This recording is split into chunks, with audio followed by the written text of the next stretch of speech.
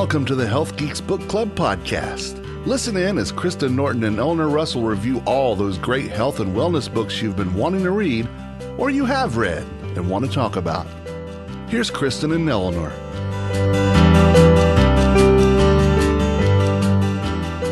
Hey, Eleanor. Have you heard of the productivity industrial complex? Well, Kristen, tell me more. It's that relentless societal pressure to optimize every aspect of life, often leading to burnout and neglecting our needs. The productivity industry thrives on keeping us stuck in this cycle, and it convinces us to do more, even when it drains our mental and physical health. Oh, but I like to make things. I like to produce. I'm a doer. But what if productivity didn't have to look like that? And we can get things done. We could manage our time in a way that feels kind, realistic, and true to who we are. Oh, I just thought about taxes and how I don't like to produce my tax report. And it's like, I don't want to do that. Yeah, me too. But that's something that society says I have to do. Yeah, and you'll get in trouble if you don't. So that one. But what if we don't have to optimize everything? And that's what we're diving into today with The Plan, Manage Your Time Like a Lazy Genius by Kendra Adachi. Oh, do we really need another book on this? Hey, if you're as interested in prevention as I am, contact me, Eleanor Russell, at 360health, number 4, letter U.com. Whether you're interested in financial wellness or physical health products, 360 Health invites you to become part of our community. Right. Why are we reading a productivity book on a wellness podcast? Well, first, we loved her Lazy Genius book, and we reviewed that, so go back and listen. I actually went to see her when she visited our local bookstore. Because she's a local author, and we love our local authors. And she even left us a voicemail on that podcast we did on her Lazy Genius. But you know, time management is directly related to our health and well-being, and I think we'll see that as our discussion unfolds. Yeah, and this is a very current book. It's a 2024, and it's also from a very substantial publishing house. I'm pretty impressed with her because this is an imprint. Convergent Books is an imprint of Random House, which is a division of Penguin Random House, huge publishing company. And we've read some of their books before, so that's a good endorsement, I think, of her contribution to the literature that we're having choices to read. Yeah, she's a 2-time New York Times best-selling author, and she hosts the Lazy Genius podcast. So, but what are her credentials? I can't remember. She's a mom. I know that of 3. Here we go. She's just an expert in time management. I don't know about her. Yeah, she doesn't really have. She's a podcaster. She has brilliant ideas and strategies, and I don't think that she has credentials necessarily that she boasts or shows off. She says we do need another time management book, and it goes into some detail about why we do, because she says the others are written for men by men, and that's a problem for her. She says this book is really written for, who do you think? Women. I would say. Any demographics on that? Because there's where I had a little bit of an issue with this one. She says it's for any woman in any life phase, retirement or, before kids or with kids or whatever. But I kind of think it's really more for women that have college degrees and they're in their midlife with their families and they have some affluence. And actually, in her acknowledgments, she talks about the busy life she leads. How much productivity. Yeah. I mean, you write best-selling books. That's a productivity issue right there. Right. I'm sorry. And raising 3 kids. And you're so anyways, she has a mom that was very involved with taking care of her kids and picking up the slack when she needed them. And she has a very loving marriage partner. I believe their husband. And so he picked up the slack a lot for her too. So here you have a woman that's got a good social support network to allow her to do some of these things, and that's not available to everybody. So this time management thing, I think if you're in that bucket, this could really help you. But I'm not sure it's applicable to the other situations. And I also had a little bit of a rub with her. Sorry, Kendra, that she dishes on the white men pretty heavily. And she says, but not really. And then she tries to make it into a joke. And then she says, well, I'm married to a white guy, but not really. He's Japanese. So yeah, white guys are still not good. And so I just think there's some things that white guys have contributed to what goes on that are good. And there's some things that they have contributed that are bad. And that is true of anything that you look at, whether it's a profession or wives. There's some good wives and bad wives, And anyway, that was just a little thing I wanted to say there. Yeah. Well, your first point, I think it's really good to note that, right? That she has a support system, and, if you are maybe a single working mother without that family around, then having done that, then it might look different. I think you could still use some of her strategies, absolutely, because they're very flexible. But yeah, I can see how the tone of it is towards that type of woman that you described. I think it's lovely that she points out that most books are written by men, and they're very unrealistic, and they're very pointed towards the optimization and doing as much as we can and controlling our time and our bodies. And she's like, I don't want to control my time. I want to live my life. And I think by her pointing that out, then when we just read a couple of books on a topic called rest. Mm-hmm. And, having read this book on the plan, I was attentive to the idea. This is a guy writing a book, and most of the stories in here are about guys. So I think your awareness antenna come up. Yeah. So I do appreciate that. Yeah, I think that I think it's a good thing to do, because, as I always say, I want to know who wrote the book and who published it.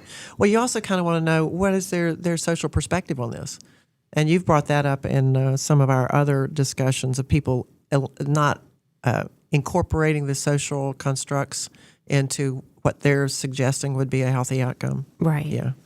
Well, on a personal note, I used to really enjoy following this one prominent motivational speaker who was a male. He's online everywhere.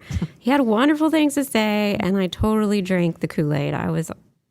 I loved everything he said. And at that season of your life, that may be what you needed to hear. It might have been, but then I realized he is indeed about high achievement. And when I had kids, and clearly a lot of those things you think you have control over or that even matter, go out the window. It's a whole new ball game. So way before this book, I noticed that I started to seek out mentors that were moms. And I guess it probably stemmed back to Brene Brown's advice. If you're not in the arena, I'm not going to take advice from you, or I'm going to take it with a grain of salt. That shared experience. Yeah. If you're not doing what I'm doing, if you're not getting up in the middle of the night with the kids, you don't if understand. You're not managing this amount of work, then I'm not going to try to put myself in the box that you say is going to be best for my high achievement. Mm-hmm. And so I just appreciate Kendra for that, because I agree. This book needed to be written because there's nothing like this for women about the many things that we need to manage. And she also includes our biology in this, which is another distinction between the woman's experience and the man's experience. Right. She even includes a chapter about our menstrual cycles and how we we'll get into that, because that's pretty interesting. Let's talk a little bit about the structure of the book, though, because it has a really good structure. It's not a big 3 parts. Yeah, it's not a big fat book either. So this is not a challenging read. It's an easy read, a lot of diagrams, a lot of repetition, recaps at the end of the chapters, which is very helpful. Love it. And then a resource book at the end. But she's going to go over the principles of what she's talking about. Why is this going to work? And then strategies. Okay, well, how do we do this? And then she's got a section called pep talks. So, like, if you start this and you get a little stressed, you can go read a pep talk. That's kind of a neat idea. I haven't seen that in any of the books we've read. And then the resources, the quick reference guide is good. Yeah, so part 1, principles, part 2, strategies, part 3, pep talks, and then kind of the summary resources in the back. Yep, I agree. I love how it's laid out. And she wants you to use the book, dog ear the pages and write in it, highlight. But that highlight thing went ding. She mentions that she, as a young girl, liked to have everything in its place, and organized, and triple notebooks on everything, and highlighted, color-coded tags, blah, blah, blah. This is an organizer. Yeah. And so at some level you could say that could be a obsession or a compulsion, maybe, I don't know. But so I wanted to take that with a grain of salt too. That because, it's in her nature to be want everything, organized. It'll work. It's going to work. And I can make it work if I do this linear step. And that's another thing. It seemed to me linear, but I'm not sure. I might need to reflect on that some more, because it seemed like you had to do this and then do that and then do this. And I have found in life there's a lot of swinging rhythms and stuff. Mm-hmm. So she does say do it in the right order. I know she does. Yeah. But then she flips her order. But then she so she wants has you a to little adjust and then refocus. Yeah, let's talk. Let's go into the plan. So the plan actually stands for something, doesn't it? It does. It's prepare, live, adjust, and notice. Mm-hmm. So PLAN. And she has a chapter on each of those, a how-to chapter on how to prepare, how to live, how to adjust, and how to notice, with lots of valuable advice in each one. Yeah, and you also brought up Brene Brown, and I noticed that she did too in her book. And it's the word integration, not productivity, not greatness. Right. The goal is not greatness with Kendra. And she says that's what most other productivity books are kind of aiming at. Mm-hmm. It's like, can we be great? But she's like, can we just live well now? Yeah. Can we look at where we are and not look where we want to be right away? And she's saying by doing that integrative process, greatness can happen. It's just it can't be the focus. It's like the obliquity thing that John Kay writes about. If you're focused on integration, greatness can happen as a side kickoff, which, who's going to argue with that? Right. So true. Tired of feeling stuck in your health journey? At Well Balanced Nutrition, we understand that achieving your health goals isn't just about what you eat. It's about overcoming the mental roadblocks holding you back. Our team of expert nutrition coaches is here to guide you every step of the way, helping you break through mindset barriers and reach your full potential. Don't let mindset barriers stand in the way of your health and happiness. Call Well Balanced Nutrition today and start your journey to a better you. So when she starts the integration, see, that's that idea that we talked about and I mentioned self-awareness and you mentioned self-compassion, but the idea of being able to stay with self and be gentle with self is a sign that you are integrating. Because I always, as we read these things, I ask, how do I know that I'm doing this? How would I define it, and how would I understand that I'm actually doing it rather than thinking I'm doing it? Yeah. So she says we should live as a painter, not a puzzle maker. That we're painting a picture. We're not fitting pieces together to finish the life. Right, and I think that's where she's kind of taken her experience of wanting to be the perfect organized person to coming to terms with that's not really the best. And I think that's where her work has come from. Maybe her internal struggle. And like, okay, I can just pin it down to this one thing. I can be in the season. So that's one of the first things she tells us is to name your season. Naming. We've talked about that before, even with our self-talk. If I say, Eleanor, calm down, I name myself, I pay attention. And when you name something, you're identifying it. Right. So this is a critical, I think, a really good thing she's saying to start with. And Name we're it. not talking about the season is winter. Mm-mm. I mean, that could be part of your season, but, my season is it's winter. I'm a business owner with 2 children who are school-aged, and we've had a lot of cancellations in schools. Unexpected because of the weather. So just narrow that season down and then decide in that season what matters to me most. That matters to me most. And she said, make it smaller like you just did. You've got to not just have the global thing, hey, I'm an adult woman. Yeah, that's huge. But naming it and then making it smaller. Right. And that's that idea that we've heard from other authors about keep it simple, start small. Don't start with the whole, ball of wax. And I like that. I like that I think too. it's good. I think it works. And then how do you prepare? Because not everything can matter, can it? And that's the thing that you have to say. Everything's important, but not everything matters. And so a plan is an intention, and they're going to be the idea that external solutions will not solve the internal problems. So we have to prepare. And she points out something that I think is wonderful here, that if your plan works, great. If it doesn't, it's not a failure, and neither are you. And I don't know if this is where she says, it's probably later on, but that women especially don't trust ourselves. We've just been taught directly or indirectly, right, that we aren't to be trusted. And she's like, you can trust yourself to, if the plan doesn't go the way you want it, to pivot. I think I know some men like that too, though. I'm not sure that's just restricted to women, but yeah, a lot of us feel that way. Fair, yeah. Yeah, we're not confident. But that external solution, that idea of versus the internal problem, that integration idea, I think it helps you get closer to what is the problem, and I don't need you to fix it for me. Maybe if I adjust my attitude or get my rest or do this, the problem will be more manageable. Yeah, sometimes it's our mindset or our expectations. Yeah, but expecting something outside of us to solve it is not helpful. Yeah. Right. Yeah. So we have to prepare to allow those things to happen. Is one of the ideas. Okay, so after prepare is live. We didn't talk about this little pyramid that she has. Yes, there's an interesting diagram. So if you picture a pyramid, and then on each side it has the notice, prepare, and adjust. And then the very top point is where we get to live. And that's the goal. We want to be living in the moment.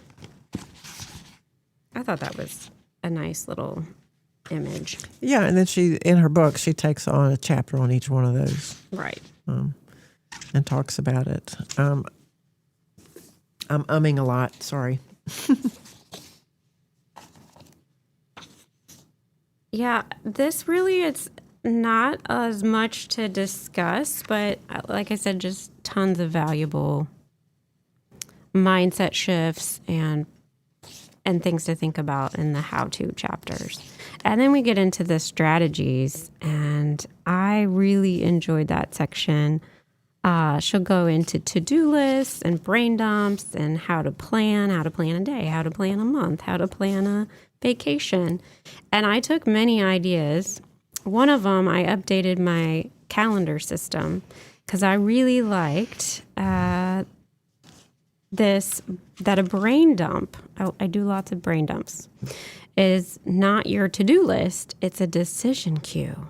I'm like, oh, I like that. It's that small shift really helped me see my tasks differently, and I revamped, and then I highlighted different things from my wants to my needs to, and my important list, and then even my someday list. So she just has all these words and titles that kind of help take the principles she talked about and put them into action. So like the mindset of, this isn't a have to, this is a want to, and I'm going to get it down on paper, get it out of my brain. Yeah, I'm a little bit older than you, and I remember not liking self-help books for a long time. And then, I guess about your age with your sorts of problems. Yeah. It's like, okay, I need help with this. And so I was in a professional group where they invited Dave Allen to come and talk about getting things done. I loved that book. And so in here, she's kind of conflicting against him, about getting things done may not be what you need to be doing. The productivity conversation, it's the integration is where she's focusing. So in all that, we've read a book by James Clear on atomic habits, right? And there are lots of things that we've discussed in our book reading experience that are kind of tangential to this story of planning. Mm-hmm. How do you identify what's important, and how do you get the habits to encourage that? And the brain dump was one of the things Dave Allen had us do was dump it all out. I mean, you don't know what you're dealing with unless you admit it. And that's that naming thing. Right. And then organizing it and preparing yourself. I think that's a good exercise. And I think part of the reason, and I could be wrong, but that we don't see that kind of brain dump or messaging in the other books is because this is actually written by someone who has most of the mental load in her family. Mm-hmm. And when you carry a lot of that mental load, there's a lot of stuff to brain dump and to keep track of. And men don't typically manage the family. Some of them do, but not typical. And so I feel like living in the moment and her strategies have been more helpful than the other books for me in my stage of life. Yeah. This adjusting thing, we've talked about preparing, but adjusting, she's talking matching your expectation to the energy you're willing to give. I think that's a great idea because our expectations sometimes aren't necessary. You could say, hey, like you just said in that evaluation of all the stuff on the list, mm-hmm. you expect to get all that done. That's why you put it out there. But then you say, maybe that's not that important. Right. Because I don't want to put that much energy into that. I don't have it for that. So someday I might have it. So I'm going to put that over there. Or you think about, okay, today in this moment, let's see, I've got a sick kid at home and I've got to adjust this list and realize that it's okay if I don't get that thing done. Absolutely. You can change your mind. You can change your mind, yeah. And then the noticing issue, I think her advice to stay grounded and breathe, we read the book called Breathe, and that has stuck with me. There's several of the meditative things that we've read where they say ground yourself, put your feet on the floor and just take 3 deep breaths and feel your toes and feel, just some of those little practices can bring you back into noticing that your body is paying attention, mm-hmm. and it is wise. Listen to it. Mm-hmm. Don't push it to where it can't go or it's going to drop you. I mean, it'll stop you. And remember to be present. Good is right now. And that's different when you're always looking out in the future. I'm going to be doing that then. And you just don't even pay attention to your now. Right, yeah. And that's your life. That's your life. That's your meaning, your purpose, and all that kind of stuff. And you're not attending to it. It's like, whoa, light bulb. So that notice thing is good. And she says that goal in there is integration. Yeah. That brought to mind, she says, planning is great. And I think it's kind of clear that she's a planner and a highlighter and whatever. And I get into that too, but I felt called out at one point in the book because she's like, you can only spend so much time planning and you can only plan so far in advance because you don't have the details or the control that you think of. And then it's just kind of a waste of time. And I'm like, oh yeah, because I can get excited to plan and get in front of my calendar. And then I just hit this wall. Like I should have stopped 15 minutes ago because now I'm stuck planning and I don't have anything else to plan. And now I don't know what to do. We read in that other book about rest, that thing about stopping. Yeah. Before you finish. Yeah, I need to try that out. Yeah. For sure. So I like rhythms. You've mentioned that, the seasons of rhythms. So let's talk about her chapter called Periods, Women. And it was kind of fascinating because she takes the calendar seasons of winter, spring, summer, and fall and then relates it to the days of your cycle and the menstrual phase, follicular phase, of ovulation phase, and luteal phase. And then she attaches them to this little pyramid she's got. So like in the first day 1 through 5, the menstrual phase, you should be noticing. Mm-hmm. And then in the day 6 to 12, the follicular phase, you're going to be preparing. And then in the 13 to 18 ovulation phase, you're going to be living. And then the rest of the cycle, before it starts again, you're going to be adjusting. And I thought, ooh, that's a little bit to reflect on in there, because maybe you can be kinder to yourself, understanding that your body is wise and it's doing things in the background that you sometimes ignore. And then you come into conflict because you don't have the energy, or you don't have the social out engagement, where you're most attractive because you have the energy to be attractive. I thought it was kind of an interesting little twist on biology there. Did you have a reaction to it? Yeah, it was interesting. It's not a new concept. I feel like this is something that is gaining some interest in females my age and younger. And it's just, you mentioned earlier, I think, in our most recent podcast about, women going out into the work world and then being all the things at home too. Well, it's like we went into the male workforce. Absolutely had to deny our femininity. Yeah, and we power through it. And I'm like waiting and watching, like, will women start to adjust?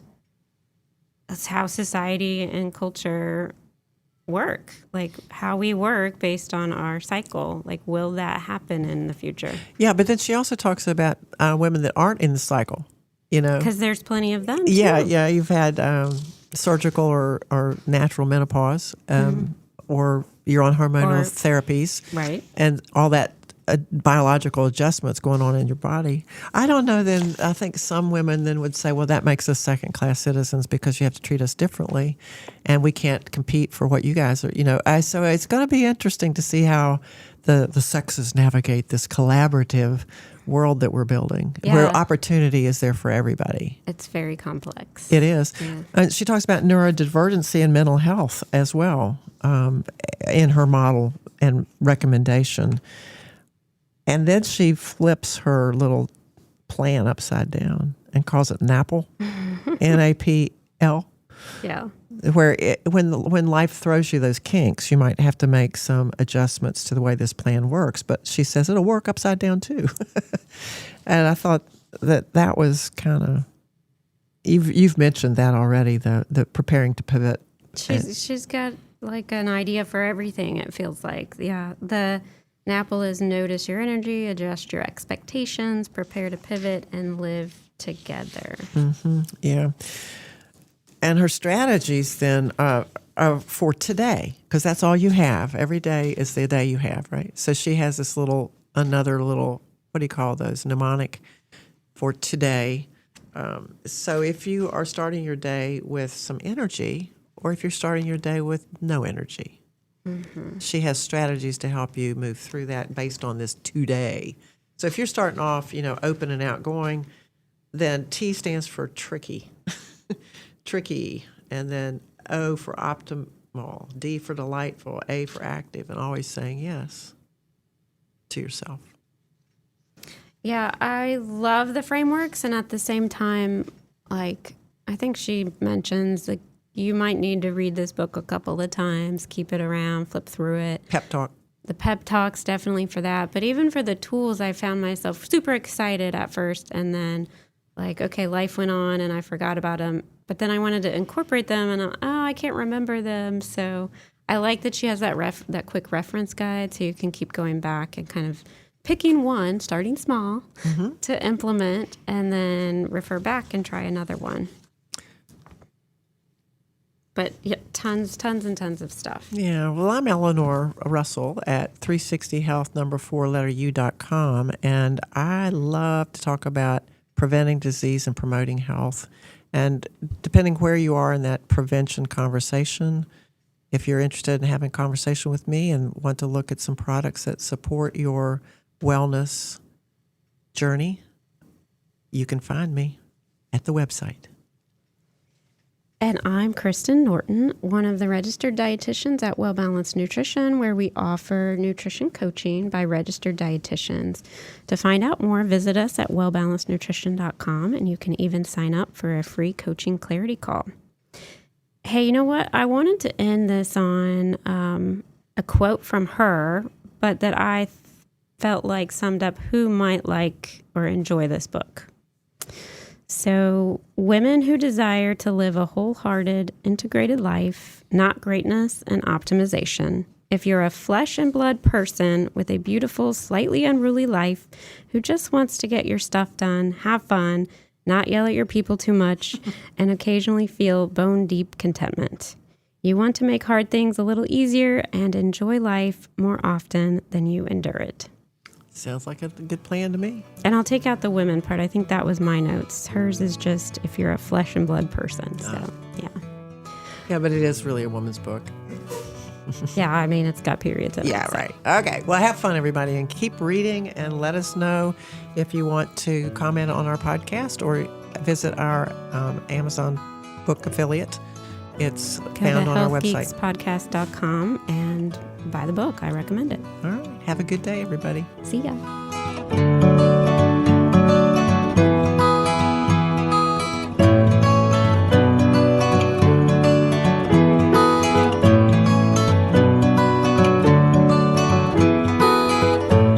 The views and opinions stated in this podcast are solely those of the contributors and are not necessarily those of our distributors or hosting company.